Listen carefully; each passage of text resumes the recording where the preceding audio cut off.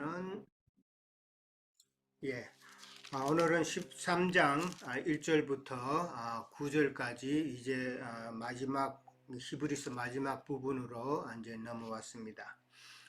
지난번에 우리가 12장을 배울 때 참 12장 14절에서 29절까지 나눌 때에 두 산에 대해서 나왔었죠.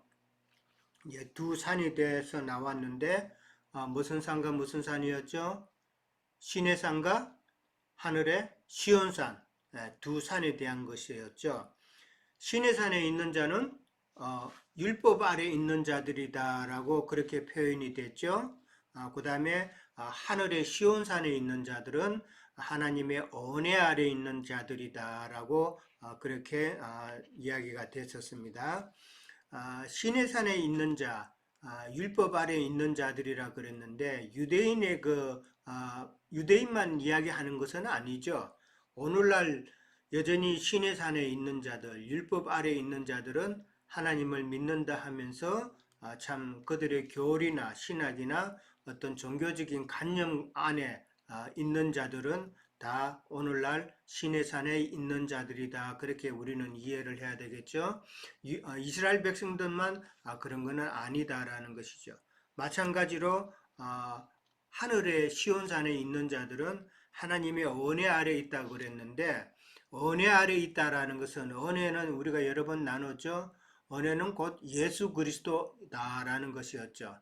예수 그리스도고 예수 그리스도는 곧 진리와 생명의 말씀 되신 분이다라고 그렇게 나눴어요. 그러니까 은혜 안에 있다라는 것은 진리와 생명의 말씀 안에 있는 자가 하나님의 은혜 안에 있다라고 그렇게 이해를 하면 되고, 그 다음에 하나님의 은혜 안에 있는 자들은 우리는 지금 하늘의 시온산에 있는 자들이다라고 그렇게 성경은 이야기하고 있다는 것을 이제 우리는 이해를 해야 됩니다. 시내산에 있는 자들과 시온산에 있는 자들이 내용이 조금 달랐죠. 조금 다른 게 아니에요. 사실은 많이 달랐죠. 시내산에 있는 자들은 그곳은 어떤 산이라고 그랬나요? 18절에 보면 나오죠. 12장 18절에 보면은 거기는 불붙은 산이라고 그랬습니다. 불붙은 산은 하나님의 심판을 받은 내용이죠. 그 다음에 침침한 곳이라고 그랬습니다. 진리가 밟지 못하다라는 것이죠. 그리고 허강 가운데 있다. 참 하나님을 아는 지식에 있어서는 사실은 참 깜깜한 그런 내용이고, 그 다음에 폭풍 가운데 있다. 평안이 없는 것이죠. 예. 우리가 세상 교계에 있을 때 참 평안을 구했지만은 말씀으로 인해서 과연 얼마만큼 우리가 평안함을 가졌던가 한번 생각해 봐야 되겠죠. 참 예수 그리스도 안에서 신앙생활을 하면서 우리가 참 모든 것이 평안하고 참 은혜스러운 그런 삶을 원했지만은 우리가 뒤돌아보면은 그러한 시간이 참 없었던 것 같아요. 부흥회 하면은 혼적인 감정으로 잠깐 어떻게 뭐 평안함을 느낀 것 같았는데 그것도 순간적이었죠. 예, 그런 경험을 우리가 다 많이 했을 것 같습니다. 그 다음에 경고의 나팔 소리가 시내산에 있는 자들은 늘 있었다라는 것이고, 마지막으로는 무서운 심판의 음성을 시내산에 있는 자들은 늘 들었다라는 것이죠. 이게 이제 시내산에 있는 자들인데 버린 자들이라는 것이죠. 이들은 다 버린 자들이고 옛 언약 아래 있는 자들이다라고 그렇게 이야기를 나눴었습니다. 그 다음에 이제 시온산에 있는 자는 이제 시온산이라는 표현도 있고 똑같은 의미로는 하늘의 예루살렘이다라고 이제 그렇게 또 나와 있죠. 그 다음에 그것은 천만 천사들의 모임인 장소고, 그 다음에 또한 장자들의 교회의 모임의 장소가 시온산이다라고 그렇게 나왔죠. 그 다음에 그곳에는 심판자이신 하나님과 그 다음에 온전케 된 의인의 영들이 함께 거하는 곳이 바로 하늘의 시온산이다라는 것이죠. 그 다음에 새 언약의 중보자이신 예수 그리스도와 더 나은 것을 말하는 뿌린 피가 있는 곳이다 라고 그렇게 이야기가 됐었어요. 뿌린 피라는 것은 계시된 말씀이라는 것이죠. 예수 그리스도 자체가 말씀이 있으니까 말씀이 있는 곳이 시온산에 있는 자들이고 그 자들은 곧 상속자들이다라는 그런 의미라고 그랬습니다. 그들은 다 상속자다. 그 다음에 그들은 바로 또한 새 언약 가운데 있는 자들이다라고 그렇게 보면 됩니다. 갈라디아서 4장 21절에서 26절 한번 다 같이 찾아봅니다. 갈라디아서 4장 21절에서 26절.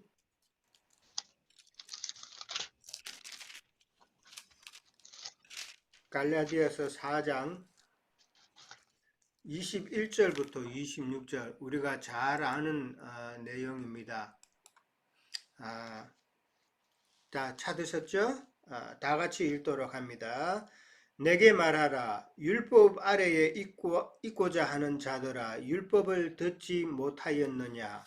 기록된 바 아브라함에게 두 아들이 있으니 하나는 여종에게서 하나는 자유 있는 여자에게서 낳다 하였으며 여종에게서는 육체를 따라 낳고 자유 있는 여자에게서는 약속으로 말미암았느니라. 이것은 비유니 이 여자들은 두 언약이라. 하나는 시내 산으로부터 종을 낳은 자니 곧 하갈이라. 이 하갈은 아라비아에 있는 시내산으로서 지금 있는 예루살렘과 같은 곳이니 그가 그 자녀들과 더불어 종로로 타고 오직 위에 있는 예루살렘은 자유자니 곧 우리 어머니라. 예, 여기까지입니다. 여기 보면은 하갈의 자녀와 사라의 자녀를 갖다가 대비하고 있죠.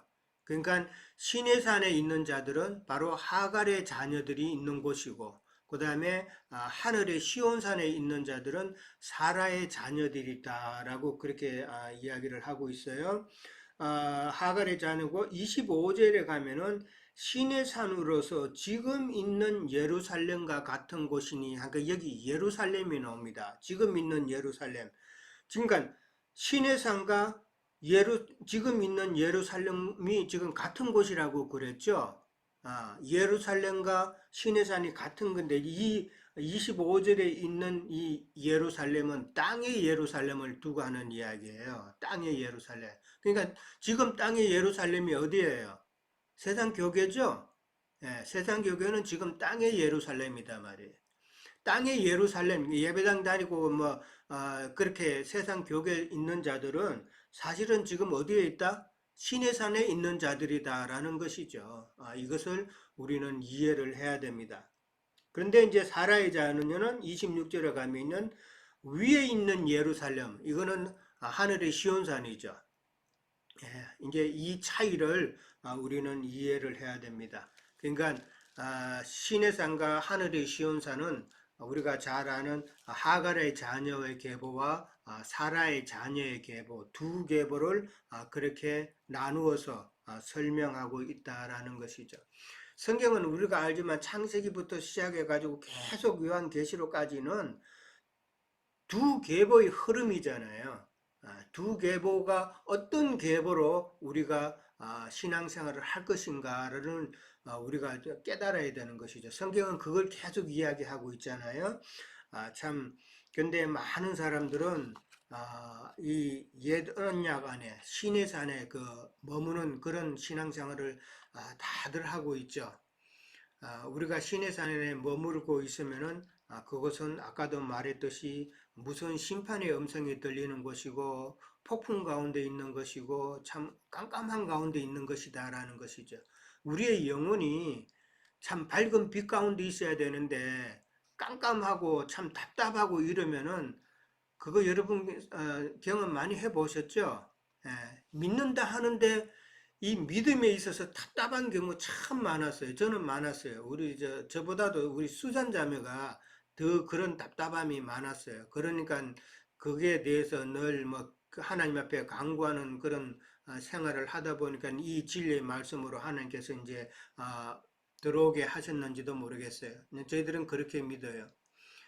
그러다 보니까 이 세상 교육에서는 참 말씀을 들어도 말씀을 읽어도 이게 무슨 말인지 모르면 정말 답답하죠. 우리 참 밝은 빛 가운데 있다는 것이 얼마나 참 다행인가 우리는 생각해 봐야 되죠. 자, 이제 13장에 이제 들어옵니다. 13장은 이제 마지막 장인데 13장은 주 내용이 이제 무엇이냐면은 하늘의 예루살렘, 그러니까 시온산에 들어가고자 소망하는 자들은 과연 어떠한 교회 생활을 해야 할 것인가를 가르쳐 주고 있는 내용이라는 것이죠. 예. 13장에 보면은 사실 교회라는 단어는 없어요. 교회라는 단어는 없지만은 그러나 13장의 그 내용은 모두가 참 교회 생활에 대한 내용이다라는 것을 먼저 이해를 하셔야 됩니다. 그러니까 이 13장을 통해서 하나님께서 어떠한 교회 생활을 해야만이 참 하늘의 시온산에 이르는 자가 될 수 있는가를 가르쳐 주는 것이죠. 권면하는 내용인 것이죠.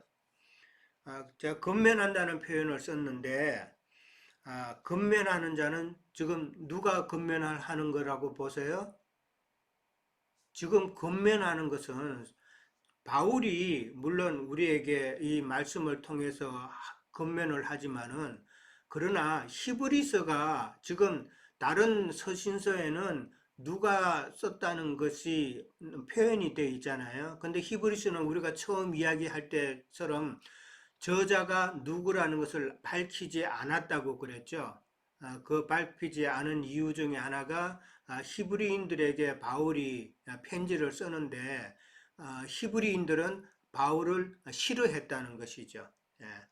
왜냐하면 싫어했기 때문에 그것을 드러내지 않는 것이 좋다고 생각해서 그렇게 한 것도 있지만은 그러나 또 한 가지 중요한 것은 우리가 히브리서 처음 나눌 때에 히브리서 1장을 한번 다시 봅니다.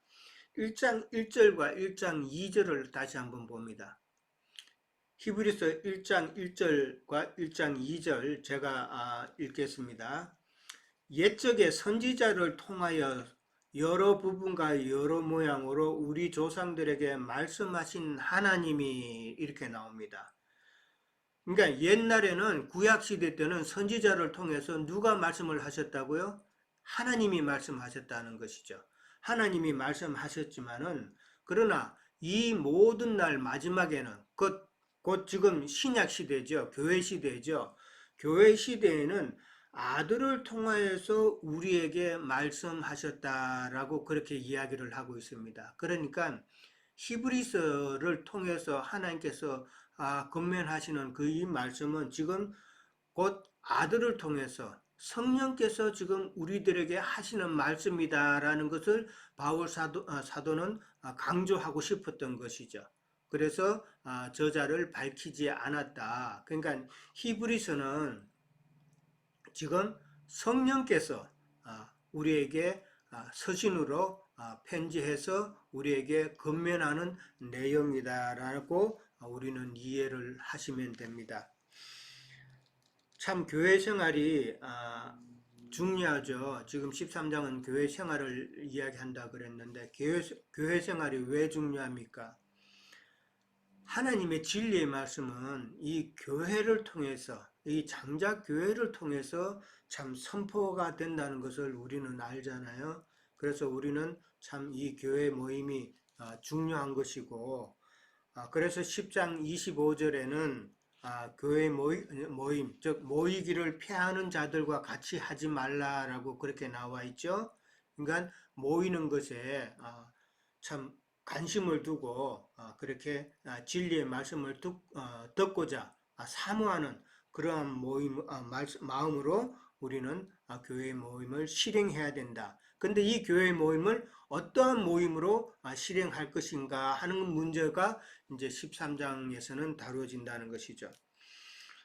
우리가 잘 알듯이 히브리서는 AD 한 65년에서 67년 그 사이에 참 율법 지식이 해박한 사도 바울이 1차로 로마 감옥에서 이제 풀려나가지고 밀레도에 있을 때에, 밀레도에 머물 때에 유대교에 핍박받던 그런 유대교 그리스도인들, 유대 그리스도인들을 위해서 침륜에 빠지지 말고, 여러 가지 핍박도 있고 어려움도 있지만은 침륜에 빠지지 말고 인내하면서 끝까지 경주하면서 거룩한 성 새 예루살렘으로 들어갈 것을 권면하는 그런 히브리서 내용이잖아요.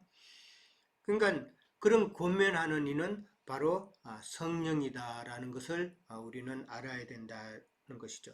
AD 65년에서 67년 사이면은 거의 지금 예루살렘이 멸망당하기 바로 직전이죠. 예루살렘은 주 70년에 망했잖아요. 그러니까 뭐 65년에서 67년 사이니까 뭐 거의 한 5년에서 3년 앞두고 이 히브리서가 쓰여졌다라는 것이죠. 우리 뭐 잘 아시지만은 예루살렘이 멸망하기 전에는 그때는 헤롯이 참 엄청난 박해를 했죠. 카타굼에 모여서 그냥 숨어서 예배드리고 그 다음에 잡히면은 막 순교하고 이러는 그런 많은 박해가 있었던 그런 때였고, 그 다음에 이단자들이 참 많이 활동을 했던 때예요. 뭐 이단자들은 이제 마귀의 앞잡이들이니까 이 마귀가 이 복음이 이제 시작이 되고 왕성해서 이제 막 많은 사람이 복음을 믿고 들어오면은 그만큼 또 마귀도 그만큼 또 활동을 많이 하는 것이죠. 예, 그렇기 때문에 이단자들이 참 많이 활동을 했다라는 것이고, 그 다음에 그러다 보니까 다른 교훈, 다른 영, 다른 예수, 이 다른 교훈들이 많이 참 만연했다. 그러니까 뭐 어디 가든지 이자들이 계속 그렇게 다른 씨를 많이 뿌려놓은 건데, 이제 사도들이 참 어렵게 여행을 해서 어느 지역에 가서 참 말씀을 전거하고 그 다음에 사람을 모아서 교회를 세우고 그렇게 하고 나면은 또 적그리스도가 바로 거기에 또 그 교회를 또 돌아다니면서 다른 교훈으로 혼잡케 했다라는 것이죠.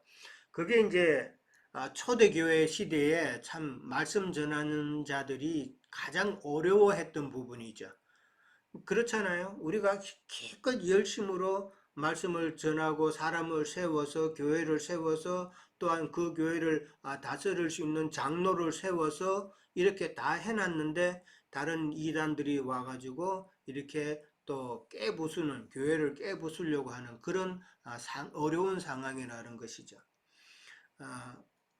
이게 요즘 우리가 뭐 잘 알았던 그 신천지가 그런 방법으로 교회를 깼다 그랬잖아요.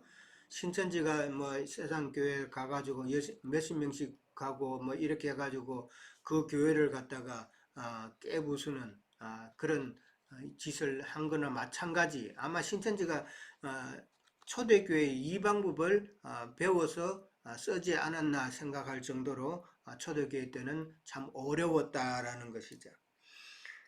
그래서 성경에 보면은 마지막에는 성령이 교회들에게 하시는 말씀 중에 회개하라라고 그러죠.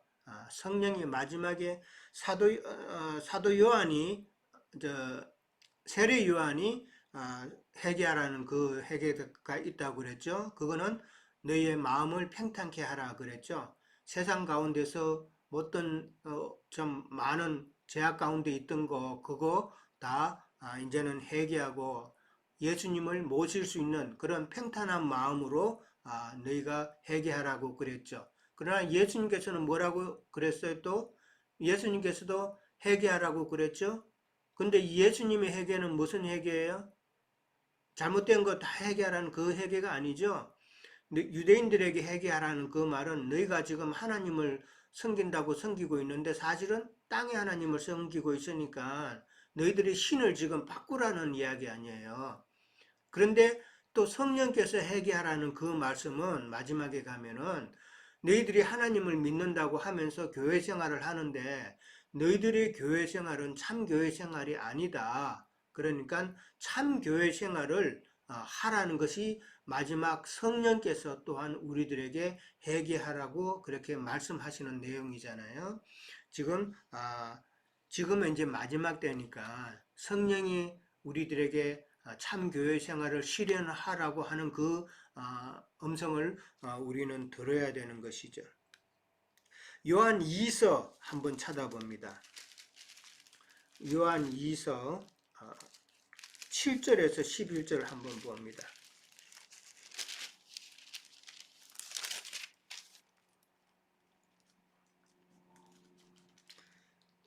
자, 요한 2서 7절에서 11절 제가 읽겠습니다.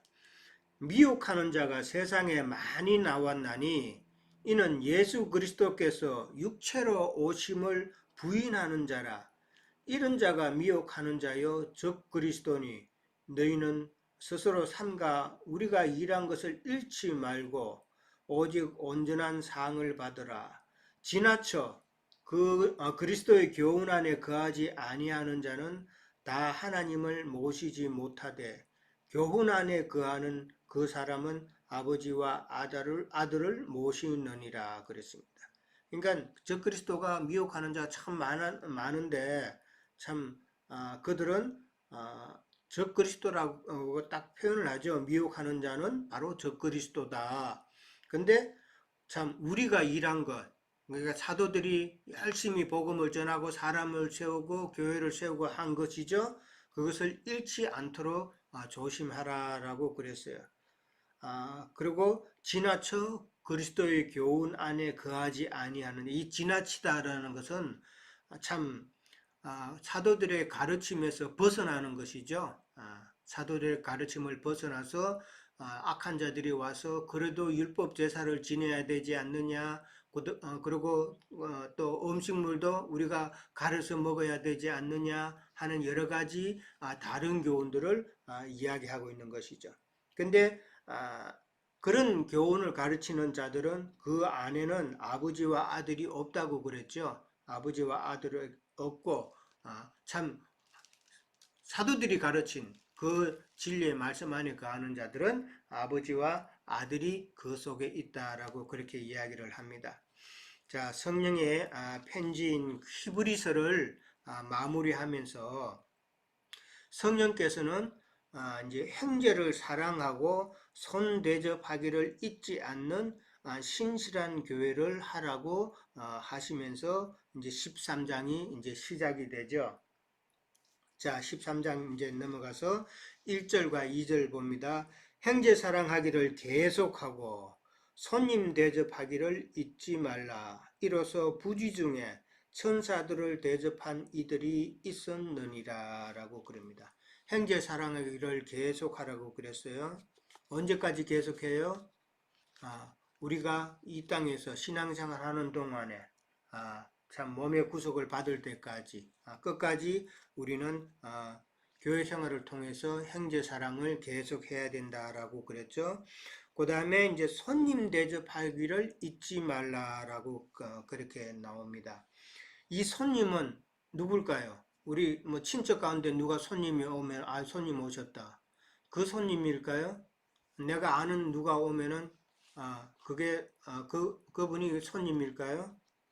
여기서 말하는 손님은 그런 의미가 아닌 것이죠. 형제 사랑하기를 계속하고 손님 대접하기를 잊지 말라고 할 때에 지금 이 교회 생활을 이야기한다고 그랬죠. 물론 그리스도인의 생활일 수도 있어요. 그리스도의 생활 가운데 형제를 사랑하고 그 다음에 손 대접하는 거 이런 것도 포함되지만은 그러나 교회 생활에 대한 겉면의 말이다라는 것을 먼저 이해를 해야 되고 이 형제 사랑하기를 계속한다는 말을 진리 안에서 서로 사랑하는 것이 형제 사랑이죠.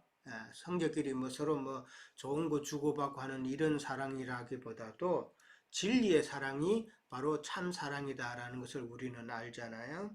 진리 안에서 서로 사랑하고 그 다음에 이 손님은 바로 말씀을 전하는 전도자들을 이야기한다라는 것이죠. 그러니까 초대교회 때에 말씀을 가지고 순례하면서 말씀을 전가하는 전도자들, 그 다음에 사도들, 이런 자들을 손님이라고 그렇게 지금 표현이 된 것이죠.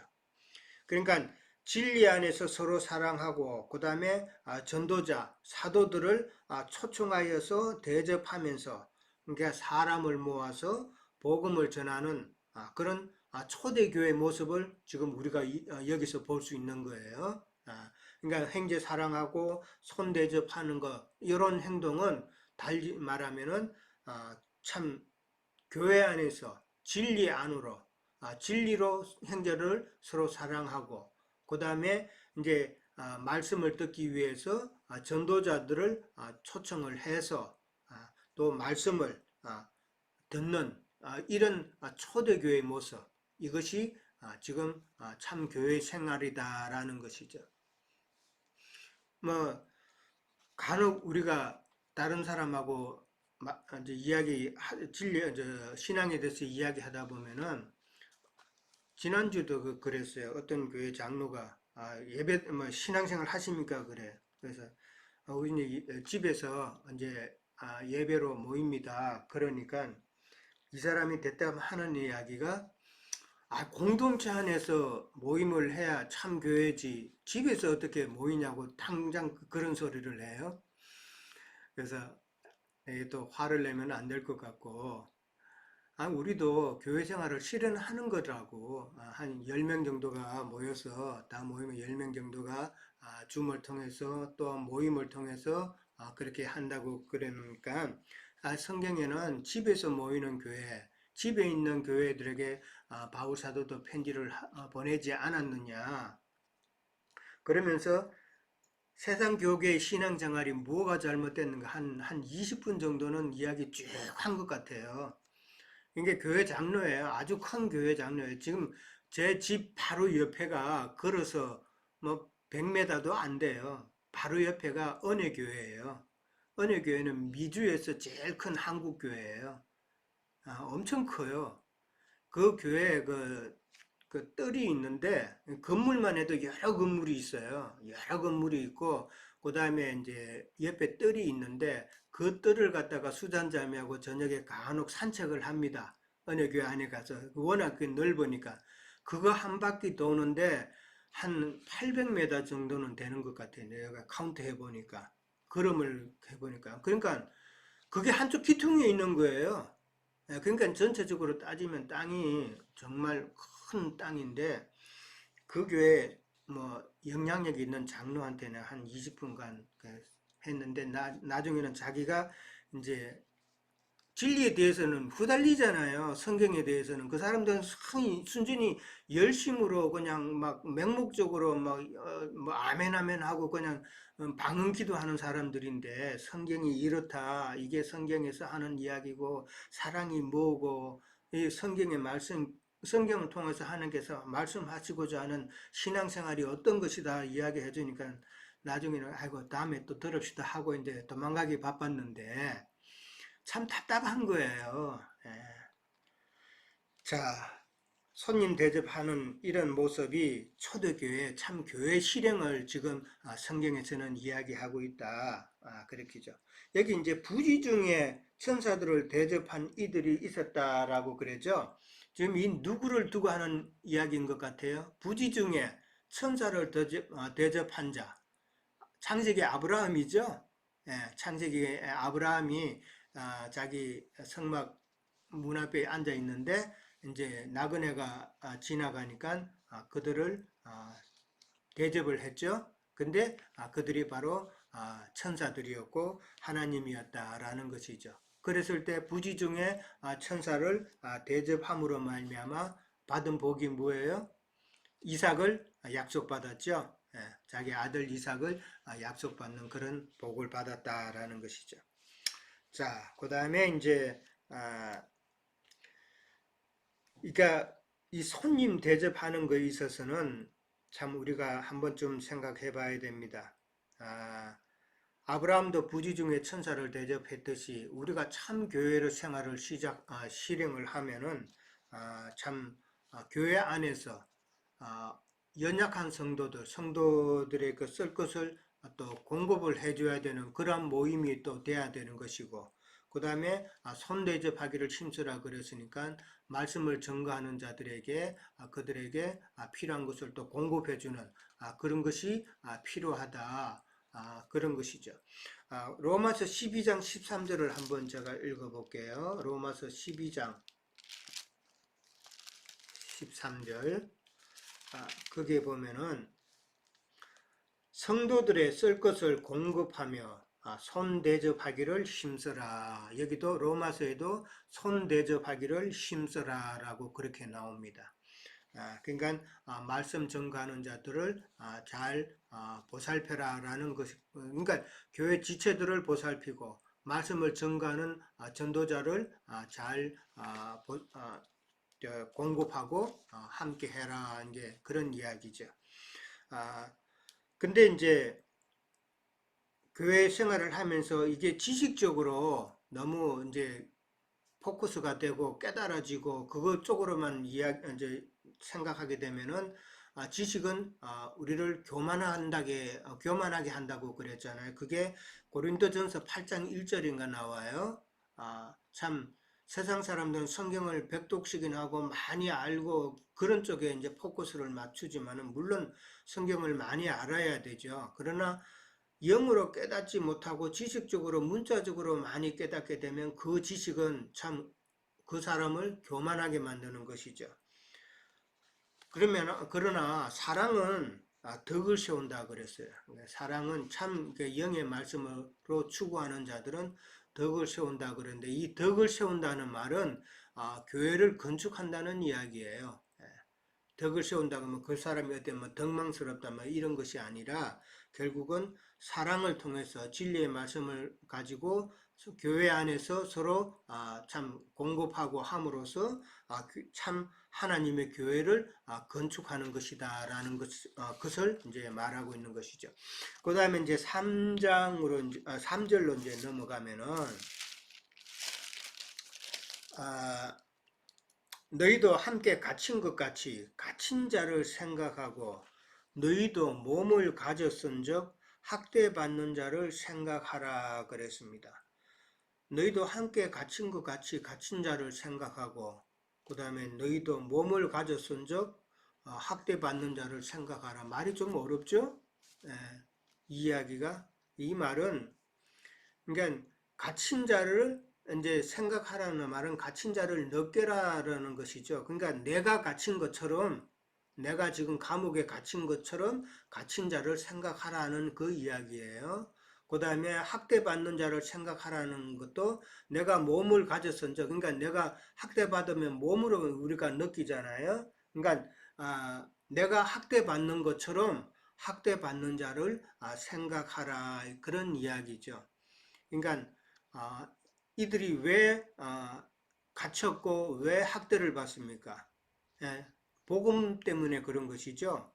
복음 전구로 인해서 갇힌 자가 되고 복음 전구로 인해서 학대당한 자들이란 말이죠.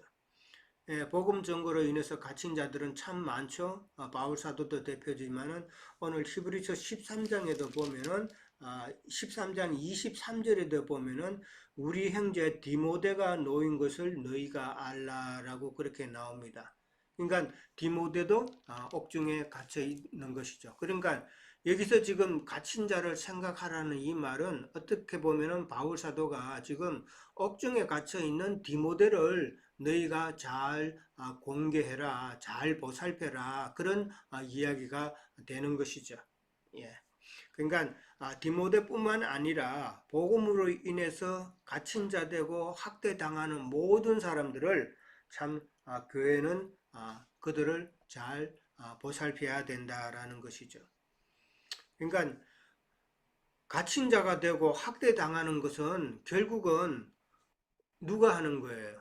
복음을 해방하는 자들이 고소했기 때문에 그렇게 갇힌 자가 되고, 그리고 복음을 해방하는 자들이 참 말씀 전하는 자들을 만나면은 그들을 학대하는 것이죠. 그러니까 결국은 적그리스도가 마귀가 그렇게 역사를 하는 것인데, 그러나 성경에서는 마귀의 그 역사보다도 더 강한 성령의 역사로 인해서 진리의 말씀은 우리 소수의 그 무리에게로 계속해서 이어져 왔다는 사실을 우리는 알아야 되는 것이죠. 그러니까 적그리스도가 마귀가 결국은 하나님의 진리와 생명의 말씀을 완전히 끊어버리고자 했던 것이잖아요.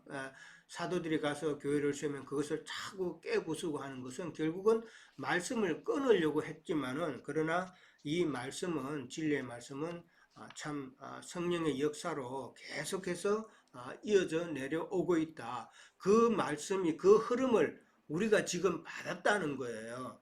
네. 세상 교회 가운데 있으면은 그 말씀들이 참 쓰레기 말씀이라고 뭐 그렇게 이야기도 하고 하는데, 정말 듣지 못할 내용들이잖아요. 다 그 뭐 엉뚱한 사람 만들고 종교인 만들고 그러는 내용인데, 참 우리가 이 진리의 말씀을 접한 것도 우연은 아니다. 여러분이 이 말씀을 듣는 것이 우연이라고 생각하지 마시기 바랍니다.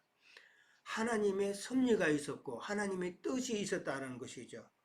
그러니까 우리를 통해서 하나님께서는 진리의 말씀이 또한 이어지기를 바라는 것이고, 또한 전파되기를 하나님께서는 소망하신다라는 것을 우리는 알아야 되죠.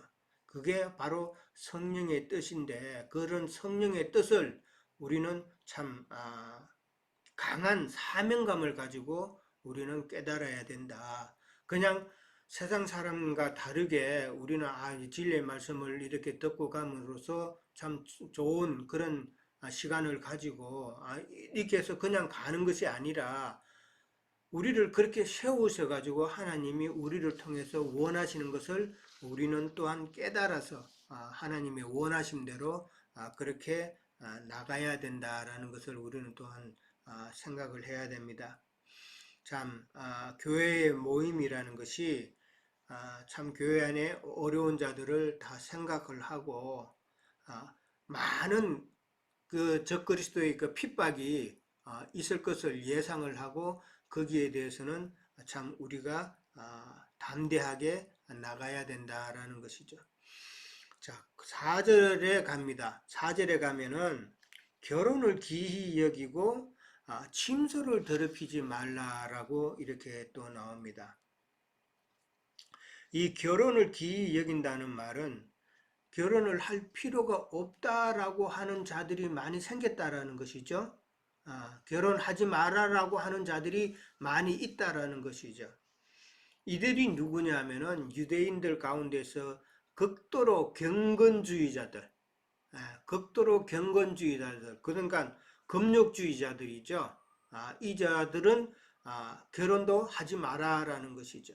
결혼을 하지 말고 그냥 깨끗한 몸으로 살아라, 이렇게 이야기를 하는 것인데, 이 금욕주의자들은 지금 4절에서는 결혼 이야기가 나왔지만은 뒤에 가면은 이제 음식 이야기가 또 나와요. 이제 둘 다 마찬가지로 금욕주의자들이에요.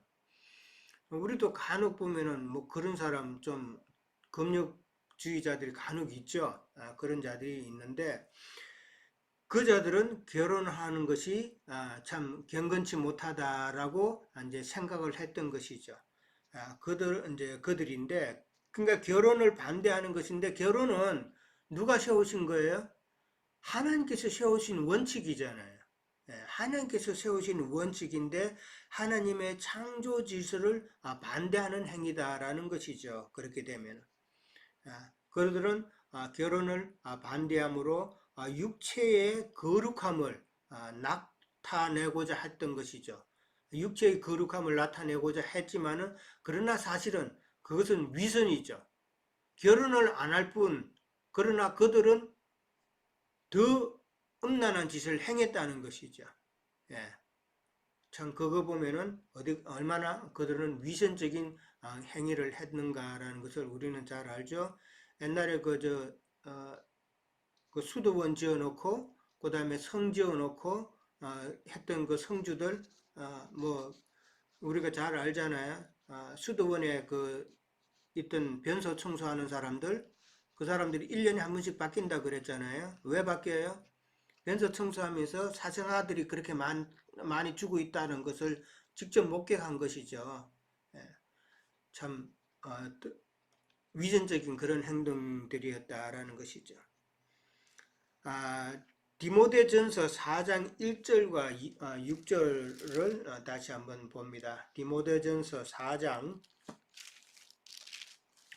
1절에서 6절까지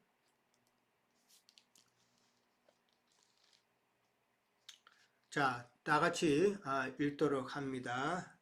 그러나 성령이 밝히 말씀하시기를 후일에 어떤 사람들이 믿음에서 떠나 미혹하는 영과 귀신의 가르침을 따르리라 하셨으니 자기 양심이 화인을 맞아서 외식함으로 거짓말하는 자들이라. 혼인을 금하고 어떤 음식물은 먹지 말라고 할 터이나 음식물은 하나님이 지으신 바니 믿는 자들과 진리를 아는 자들이 감사함으로 받을 것이니라. 하나님께서 지으신 모든 것이 선함에 감사함으로 받으면 버릴 것이 없나니 하나님의 말씀과 기도로 거룩하여 짐이니라. 이렇게 말씀을 하고 있습니다. 여기서는 이제 혼인을 금하고 이제 음식물까지 다 나왔죠. 이들은 참 유대교의 극경건주의자들, 금욕주의자들이다라는 것이죠. 그러니까 근데 5절에 보면은 하나님의 말씀과 기도로 거룩하여진다라고 돼 있잖아요. 예. 금욕주의로 인해서 뭐 우리가 몸으로 금할 걸 금하고 뭐 그렇게 뭐 음식을 가려서 먹는다고 해가지고 우리가 거룩하여지는 것이 아니라 하나님의 말씀과 기도로 우리는 거룩하여진다는 것이죠. 이거를 잘 이해를 하셔야 됩니다. 많은 사람들이 하나님을 믿는다 하면서 참 성결하게 되고 거룩하게 되려고 많이 노력을 해요. 그러면서 나름대로 절제도 많이 하고 그렇게 하죠. 함부로 행동 안 하려고 하고 이게 다 종교성이잖아요. 하나님의 말씀과 기도로 우리가 거룩할 수 있다. 이 말씀은 영의 말씀이고 그 말씀을 따라서 우리가 신앙생활을 할 때에 내 속에 이 영적인 신앙생활에 걸거치는 것, 장애물이 되는 것을 또한 기도로서 우리가 치워버리고 하나님께로 온전하게 나가는 것이 참 거룩이다라는 것이죠. 그 다음에 이제 이 결혼에 있어서는 바울 사도는 고린도전서 7장 7절에서 11절 거기에 보면은 고린도전서 7장 7절에서 11절이에요. 한번 나중에 찾아보세요. 거기에 보면은 너희가 다 나와 같기를 원한다라고 그렇게 먼저 시작을 해요. 그러니까 바울은 결혼을 안 했잖아요. 결혼을 안 했는데 가능하면 결혼 안 하는 것도 좋다는 것이에요. 왜? 복음을 위해서 이제 헌신하는 자들은 뭐 아내가 있고 가정이 있으면 복음 생활에 복음 증거에 아무래도 힘이 드니까 그렇게 이야기했지만은 그러나 너희가 정욕으로 인해서 못 견디면 결혼하는 것이 더 낫다라고 그렇게 이야기를 하죠. 그 말은 안 하고 결혼을 안 하고 성적으로 무질서한 것보다는 결혼하는 것이 더 낫다라고 그렇게 이야기를 하는 것이죠. 그러니까 교회는 결혼을 하고 그 다음에 자기의 정욕이 안 되면은 또 결혼을 하고 뭐 가부가 또 됐으면은 가부도 만약에 자기가 그 정욕을 못 견디면은 결혼한 것이 낫다는 것이죠. 그러나 원칙적으로는 혼자 지낼 수 있을 만하면은 혼자 지내는 것도 좋다고 이제 바울은 그렇게 이야기하고 있어요. 여기 침소를 더럽히지 말라라고 돼 있어요. 침소를 더럽힌다는 것은 지금 영지주의자들의 그 성적인 무질서를 지금 이야기하고 있어요. 영지주의자들이 왜 성적으로 문란해요? 그들이 말하는 것은 우리가 예수를 믿고 영이 구원을 받으면은 우리는 다 됐다라고 하는 생각 때문에 그런 거잖아요. 영적으로 우리가 구원을 받았으면은 우리가 육으로 행하는 어떠한 나쁜 행실도 그거는 아무런 상관이 우리의 영적 구원과는 아무런 상관이 없다라고 하는 그 생각 때문에 그들이 무질서하게 행했다는 것이죠. 그래서 그 당시 교회 안에서도 영지주의자들이 들어와 가지고 교회 안에서 영향을 끼쳐서 교회 안에서 뭐 오늘은 내 와이프, 내일은 너 와이프 서로 이렇게 번갈아 가면서 이렇게 성적인 무질서가 많이 행해졌다는 것이잖아요. 그래서 이 참 침소를 더럽히지 마라라고 이 바울 사도는 그렇게 지금 이야기하고 있죠. 아비의 침소를 더럽힌 자는 러벤이었죠. 러벤은 침소를 더럽힘으로 인해서 장자권이 빼앗겼다라는 것을 우리는 잘 알잖아요. 예, 자, 첫 시간 여기까지 하고 잠깐 쉬었다가 두 번째